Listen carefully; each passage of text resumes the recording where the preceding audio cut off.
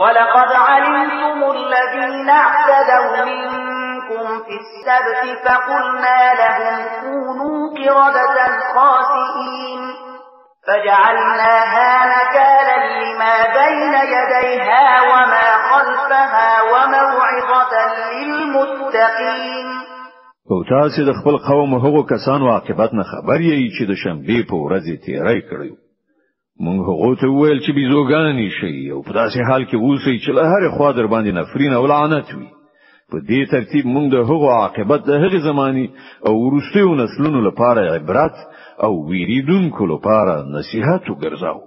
وَإِذْ قَالَ مُوسَى لِقَوْمِهِ إِنَّ اللَّهَ يَأْمُرُكُمْ أَن تَذْبَحُوا بَقَرَةً قَالُوا أَتَتَّخِذُنَا هُزُوًا قَالَ أَعُوذُ بِاللَّهِ أَنْ أَكُونَ مِنَ الْجَاهِلِينَ.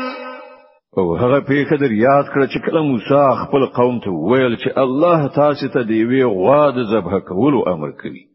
او ویل آیا ته موږ سره مسخري کوي؟ موسی ویل زله دینه خدای ته پناه وروړم چې د جاهلانو له ډلې څخه ووسم. قالوا ادع لنا ربك يبين لنا ما هي قال إنه يقول إنها بقرة لا فارغ ولا بكر عوان بين ذلك فافعلوا ما تؤمرون.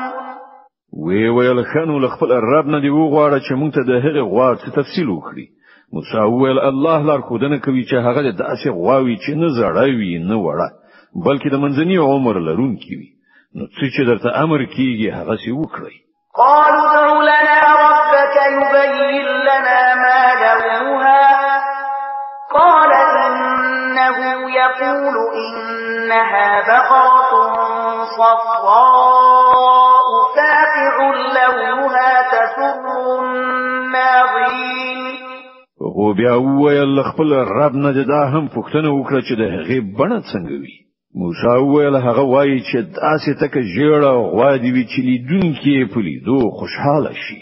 قالوا ادع لنا ربك يبين لنا ما هي إن البقرة شابه علينا وإنا إن شاء الله لمهتدون. بیا ویل خپل رب نه د څرګنده پوښتنه وکړه چې راوخی څنګه غوا مقصد ده. موږ د هغې په سمه پیژندنه کې په اشتباه کې لوېدلي یو. که د الله اراده وشي موږ به هغه ښه وپیژنو. قال إنه يقول إنها بقرة لا ذلول تثير الأرض ولا تسقي الحرث مسلمة لا شية فيها قالوا الآن جئت بالحق فذبحوها وما كادوا يفعلون.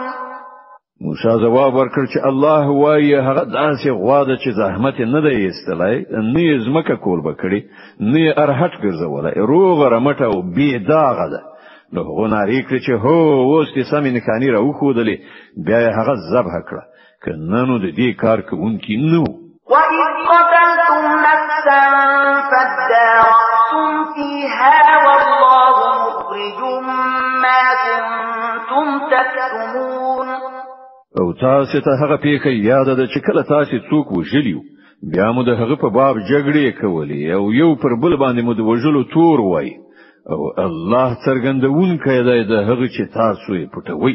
فقلنا اضربوه ببعضها كذلك يحيي الله الموتى ويريكم آياته لعلكم تعقلون.